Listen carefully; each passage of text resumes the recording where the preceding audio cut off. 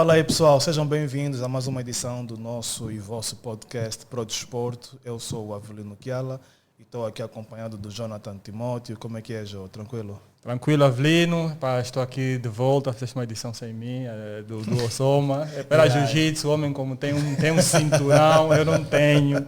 Mas eu acho que vou ter que me inscrever no jiu-jitsu para também conseguir estar aqui sentado com os mestres. Quem não treina não pode participar, tá?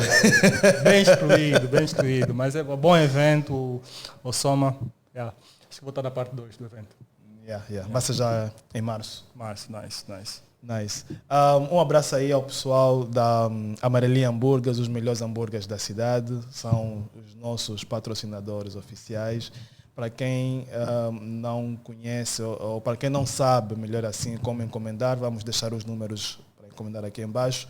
Além da Vila Alice, agora também estão no Nova Vida, para as zonas aqui de cima, Talatona, Benfica, Morro Bento e Companhia Limitada. Então, peguem no número, liguem, encomendem. Um abraço também ao pessoal da Talkplay, que tem nos apoiado desde o início. Para quem não conhece a Talkplay, é um aplicativo de streaming de músicas, 100% angolano. Então, está aí disponível tanto na App Store como na Play Store. Baixem e experimentem. Sigam-nos nas redes sociais, podcast_Pro Desporto para o Instagram e o TikTok. Também estamos no Twitter ou X, Pro Desporto apenas. E subscrevam o nosso canal no YouTube, youtube.com/multisons. Assim serão notificados sempre que tivermos conteúdo novo. Então, vamos ao que interessa. Hoje nós vamos falar sobre basquetebol, numa vertente um bocadinho diferente daquilo que nós estamos habituados, porque o nosso convidado hoje não é praticante de basquetebol, mas está ligado à modalidade. E pronto, eu vou deixar ele apresentar-se. Seja bem-vindo aqui ao nosso espaço, Anderson Vitoriano. Ok, obrigado. Anderson, obrigado pelo convite. É uma honra, um privilégio estar aqui nesse estúdio, aqui no nosso podcast. Nice. Embora, para quem, as pessoas que não conhecem, vou só pedir que fale um bocadinho mais alto. Ok. Também. Ia dizer, as pessoas que não conhecem, o Anderson é o primeiro filho do Ângelo Vitoriano, nosso craque do basquetebol, Hall of Famer. Então nós trouxemos aqui hoje para falarmos um bocadinho sobre a carreira do pai, sobre as vivências, vermos o basquetebol na perspectiva de um familiar, se assim posso dizer. Nós tínhamos, acho que já disse aqui uma vez, nós tínhamos um episódio marcado com o Ângelo e pronto, foi...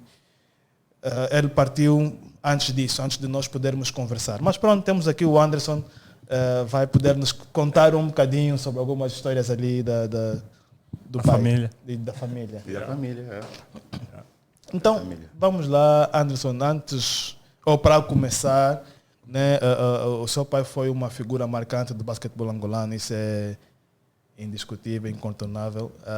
Queria saber como é que o desporto moldou a sua família. O desporto sempre esteve patente na minha família, paterna. Eu quando nasci, meu pai já jogava. Né? 89, acho que foi o primeiro campeonato africano que Angola ganhou. Eu já estava na seleção. Então, cresci comigo, é até hoje. Cresci no meio daquela geração, dos anos 90. Meu pai, meus tios, de sangue, meus tios que ganhei por causa da família do basquetebol. E até hoje.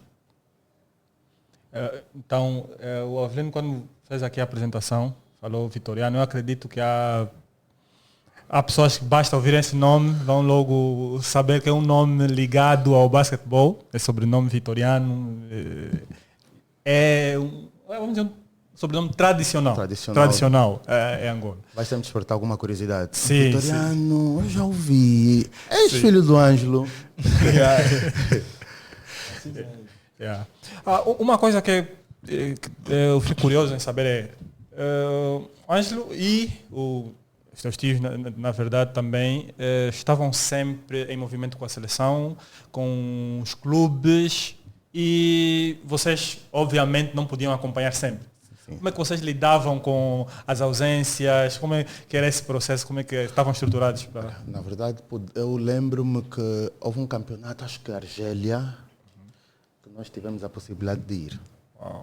Tivemos a possibilidade de ir. Acabamos por não ir, houve se calhar algum outro familiar que foi, mas fora isso, não. Nós não acompanhávamos as viagens, mas estávamos sempre nos campos, a ver os jogos quando passassem-se aqui na Cidadela, onde nós tivéssemos. Parte da carreira do meu pai foi feita em Portugal, então lá nós também acompanhávamos. Mas como é que era, por exemplo, havia jogos, ou melhor, períodos de preparação que eles tinham que ficar, sei lá, um mês fora? Como é que vocês aqui lidavam com isso? Não havia internet como há hoje. Não havia internet como há hoje. Eram chamadas. Primeiramente, nos anos 90, não havia telefone. Era a dependência de um telefone de alguém. Uma tia, uma casa. Se eu bem me lembro, era assim. Mas depois, nos anos 2000, já mudou, já estava bem mais adulto. E já minha mãe tinha telefone, então meu pai já ligava. Era só mesmo por ligação. E depois perguntavam, como é que está aí? Eu já tinha um bocadinho mais noção. Papai, quem saiu da seleção? Não, ainda não saiu ninguém, vai sair amanhã. Voltas? Não volto, vou ficar mais um tempo. Aguenta mais aí em casa, com os miúdos. Então Anderson cuida de casa, cuida da mamãe e das manas. Era assim. Mas dava mesmo muita saudade. Só estamos a ver pela televisão. Não tínhamos assim muita informação, os órgãos de difusão não tinham uma programação assim tão estendida, então era só isso que nós tínhamos mesmo. Eu só achei curioso, estava a dizer, de criança perguntavas quem saiu da seleção, quer dizer, uma criança se preocupava com os ganchos da seleção. Eu não tinha exatamente noção do gancho. Yeah. Não tinha exatamente noção do gancho. Eu achava que eles iam 20, né, para a pré-seleção. E à medida que iam voltando para os seus lares, para os seus clubes, a fase deles acabou. Eu achava que era a rotação, isso. Sim, né? a rotação deles acabou. Então, o clube emprestou-te à seleção e acabou o teu tempo aqui na seleção, voltas para o clube. E os picassem é que iam para aquela outra preparação, para aquela outra competição. Eu não tinha exatamente noção dos ganchos. Mas a minha pergunta era mais para saber se, papá, volta já. Mas aí, é a tua hora. Diz uma cena, teu pai era considerado ídolo ou jogador preferido de muitos angolanos. Vocês, como familiares, também sentiam o carinho dos fãs?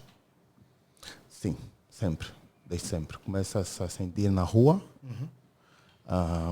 Quando se calhar reconhecem, das vezes que eu tive a andar com o meu pai de um sítio para o outro, e Ângelo, na escola, eu cresci a tentar, se calhar, esconder um bocadinho esse nome, porque era sempre um espanto.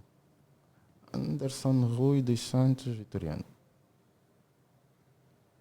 Esse Vitoriano é filho do Ângelo, é sobrinho do Baduna. Eram sempre essas as perguntas que surgiam. Então, nós começamos a ganhar noção aí. Bom, ainda nesse foco, falaste agora do Baduna e o Puna também. A vossa família sempre foi ligada ao desporto. Isso mudou de alguma forma a tua visão, tanto a nível de sociedade, como é que o desporto pode impactar na sociedade? Isso afetou, vamos dizer, a tua percepção? Muito, muito. Nós temos uma vida e na vida N situações aparecem, N caminhos nós temos de decidir e o desporto ajuda numa melhor percepção social. Podes ocupar o teu tempo para ir treinar em vez de se calhar ir para algum sítio que não estejas a ter os melhores atos possíveis. Em grupinhos de marginalidade e coisas menos próprias para a tua idade naquele momento. Então, eu ia treinar, fiz um escalão de formação, eu e muitos que fazemos o escalão de formação não tínhamos o tempo ou a visão de se calhar ir assaltar ou qualquer outra coisa. Então treinávamos, íamos para casa preocupados que tínhamos de dormir e no dia seguinte voltar a ir treinar porque sonhávamos em jogar pelo emblema que nós estávamos a fazer o escalão de formação, queríamos ser o fulano, queríamos ser o cicrano, jogadores nacionais ou internacionais da NBA, que é o que nós mais seguimos. Teu pai era um grande líder dentro das quadras, principalmente, que é onde nós mais víamos isso. E já tivemos aqui alguns convidados que afirmaram que quando eles chegaram no 1º de agosto, por exemplo, foi ele que lhes recebeu. E na seleção, foi ele que lhes recebeu, foi ele que lhes instruía, tipo, que lhes pôs debaixo dos braços e eles levou, né? E eles mostrou os caminhos. Como é que ele equilibrava essa vida ou essa liderança dentro do campo? Como é que ele levava isso para dentro de casa? Sempre separou muito a vida profissional e a vida familiar. Mas não tinha como separar na totalidade. É sempre a mesma coisa. Fazia parte da personalidade dele. Era um lutador, era um guerreiro e estava sempre em prol do grupo. Tanto é que já se ouviu aqui nos meios de desporto, certas coisas, certas atitudes, posicionamentos que ele teve na altura em prol do grupo. Então ele fazia o mesmo em casa. Era uma educação desportiva, que tínhamos de estar todos em movimento, e alinhavados, que era para estarmos todos a caminhar conforme o pai orientava. Falaste há pouco que chegaste a treinar. Isso. Primeiro, qual é o clube? Em que clube é que treinaste? 1º de agosto. Obviamente, é uma pergunta nação. muito óbvia. E eu acho que é uma questão que todo mundo fica curioso pelo teu histórico familiar, né, que é um histórico de muita pressão, tem muitos craques ali. O que é que aconteceu? Depois não quiseste continuar? O que é que aconteceu para parares e não seguires profissional? Olha, primeiramente, quando eu comecei a ganhar o gosto, comecei a ver o que é que o meu pai e na altura era o Baduna, quando ele veio da América, o que é que eles faziam? Comecei a ganhar noção que eles treinavam, a ver que eles tinham muito estilo. Um dia perguntei, o que é que vocês fazem na verdade? O que é isso? Nós somos jogadores. São jogadores, também quero jogar. Mas o Petro, na altura, ficava distante, não havia como eu ir treinar. E eu era muito novo e não estava na idade para começar. Tinha menos de 10 anos, e eles acho que eram, ou 10 anos, e eles começavam aos 10 ou aos 12.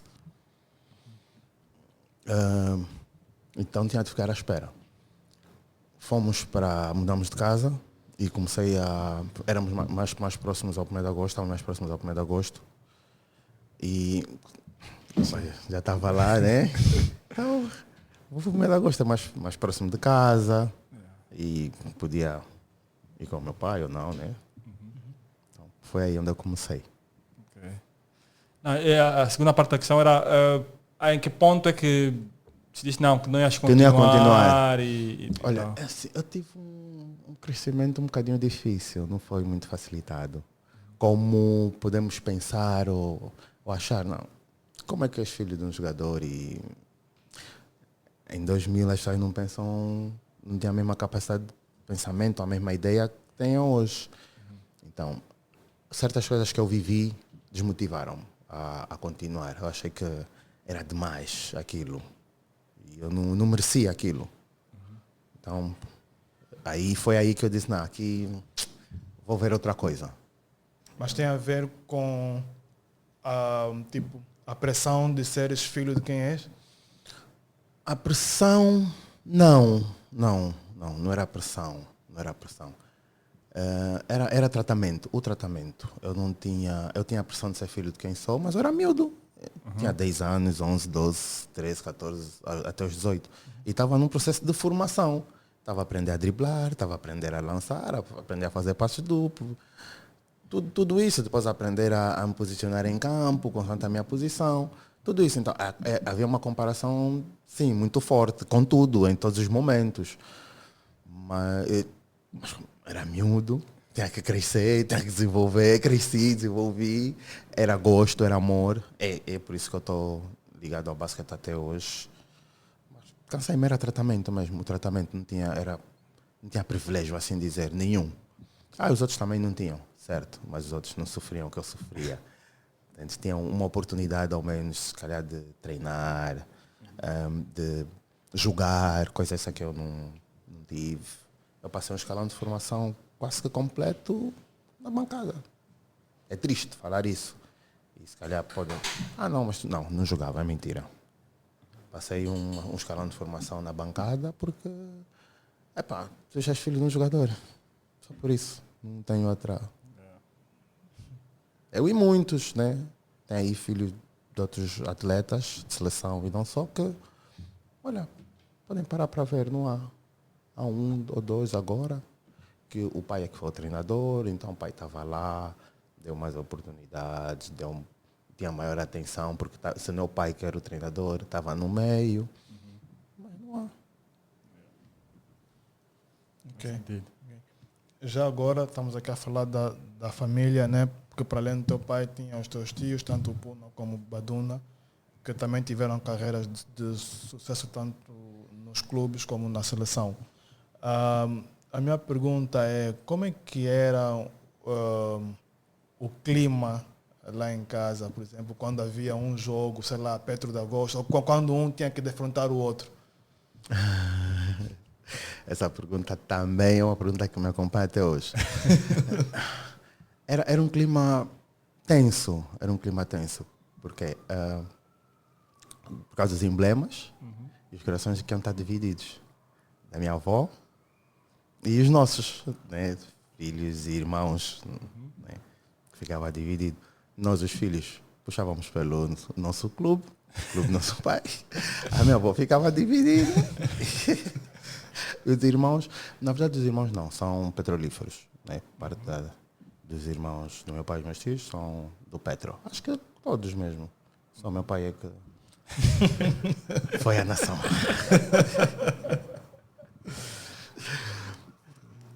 Não. Nessa questão da rivalidade, por acaso estamos a tocar assim por alto, desses. Há uma história, né? Um acontecimento de um confronto entre o Ângelo e o Baduna durante um jogo que acabou com a expulsão, né, do Baduna. Como é que foi isso em casa depois? Como é que se resolveram isso em casa? Como é que foi essa história? Em casa, na boa. Na verdade foi na boa. Que eu me lembro, foi na boa. Por quê? Porque cada um defendeu o seu emblema. Cada um era profissional. Fora o grau de parentesco que tem, são irmãos. Nenhum quis prejudicar o outro. Nem por serem irmãos ou por serem adversários. Somos adversários, eu sou de uma equipa e de outra. Eu não te vou querer prejudicar. Posso fazer uma falta. É normal, circunstancial do jogo. Mas aquele lance, se eu bem me lembro, o que eu ouvi é que não houve exatamente um contacto físico, né? Antidesportivo. Houve uma tentativa e por experiência na altura que mais experiência, mais que o mais velho tinha, então o mais velho teve que fazer com que o mais novo perdesse o juízo e fosse sancionado, porque na altura o Baduna era uma peça muito, muito, muito importante no jogo, né?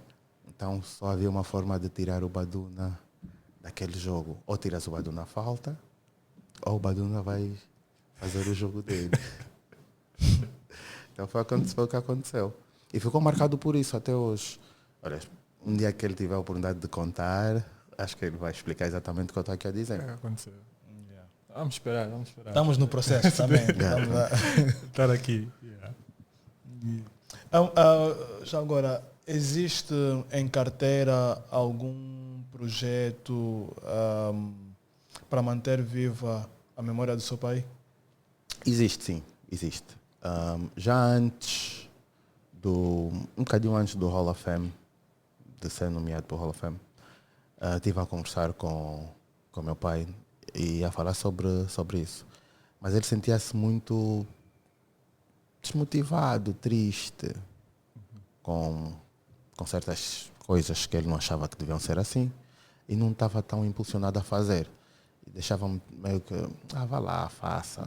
Se quiseres fazer, podes fazer, eu vou-te dar o input que tiveres a precisar.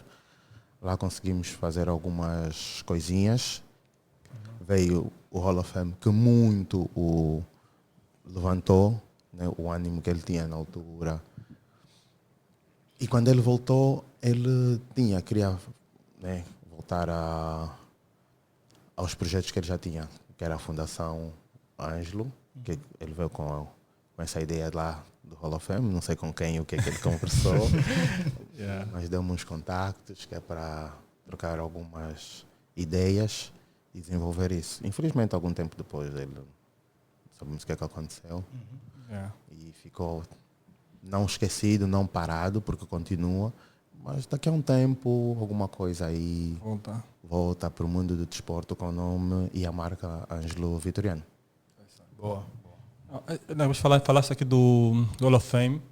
Eu lembro quando saiu a notícia que ele foi muito repentino, porque não houve uma preparação, não havia spoiler que ele seria indicado.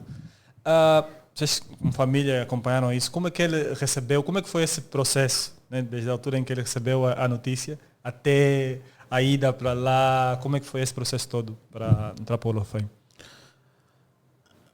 Foi uma surpresa, tanto é que eu achei que fosse uma informação falsa. Foi uma informação falsa. Mas em 2014 eu perguntei ao meu pai por que ele não era Hall of Fame. Que eu não entendia. Perguntei quais são os requisitos para ser Hall of Fame e por que não és Hall of Fame. Ele disse-me que são coisas da vida, são aquelas coisas que não vou te conseguir dizer, não depende de mim. E ele depois é nomeado. Depois de alguns anos, ele é nomeado. Quando a notícia sai a público, ele já sabia algum tempo atrás, acho que 2 semanas, ou se calhar um mês, ele já sabia. Mas também não disse a ninguém, né? Nós disse. Ele chamou-me e disse, olha, eu vou para o Hall of Fame. Agora eu vou ser Hall of Fame. Hall of Fame. Não tinha noção o que era também. Achava que tinha. Achava que tinha e não tinha exatamente noção. Até eu tentar pesquisar um bocadinho e a informação que eu vi, vi umas imagens do museu e foi o que me chamou a atenção. Na sede da FIBA há uma pequena vitrine, um museu e tem lá pertences de todos aqueles que foram para o Hall of Fame. Eu vi a camisola do Michael Jordan, de 92. E lembro-me que do Kobe Bryant e depois a do Jean-Jacques. Assim, as 3. Fiquei tipo, não, calma aí. calma aí. E perguntei, a tua camisola vai estar aqui? Eu disse, pai, não sei, mas vai estar isso. Acho que vai estar no sítio que sempre mereceste. Maior recordista de medalhas em campeonatos africanos. Né? Então acho que é mais do que merecido. Parabéns, papá, parabéns pelo basquete, parabéns pelo trabalho que fizeste. Nice. Não sei se tem mais alguma ou podemos fechar. Pronto, eu ia dizer aqui para terminar, não sei se... Não tem? Não. O que é que gostarias de dizer aos jovens que se inspiram no Ângelo Vitoriano e que sonham um dia seguir os passos do teu pai? Olha, essa pergunta vai um bocadinho a fundo, porque aos jovens, quem viu o Ângelo não é a juventude de hoje em dia.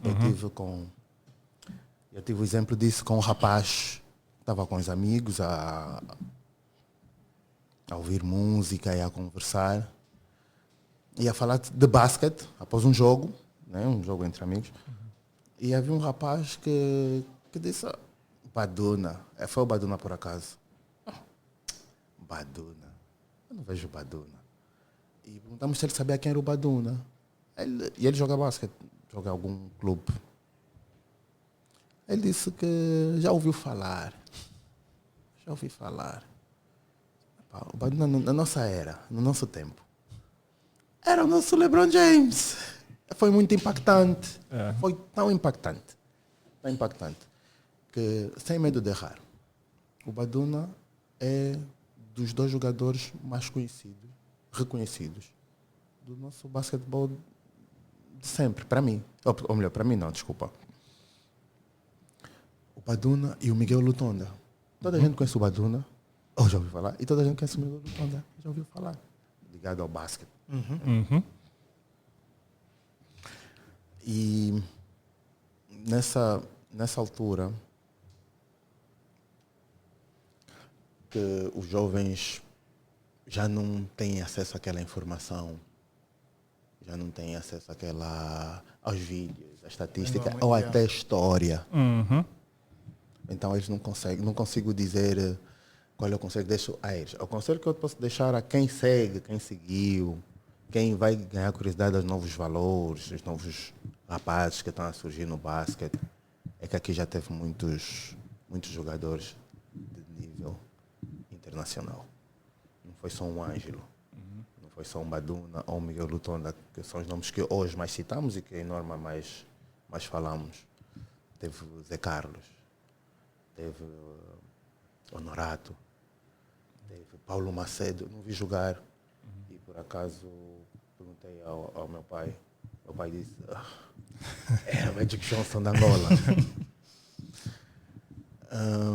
Tivemos Vitor, Erlander e muitos outros nomes, meus tios, desculpa, esqueci-me agora, e muitos outros nomes que marcaram uma geração e que são foram exemplos das gerações que os seguiram diretamente e devem ser um livro de estudo e um exemplo para as gerações que os seguem até hoje e vão seguir para mais adiante. Boa. Fica aqui registrado.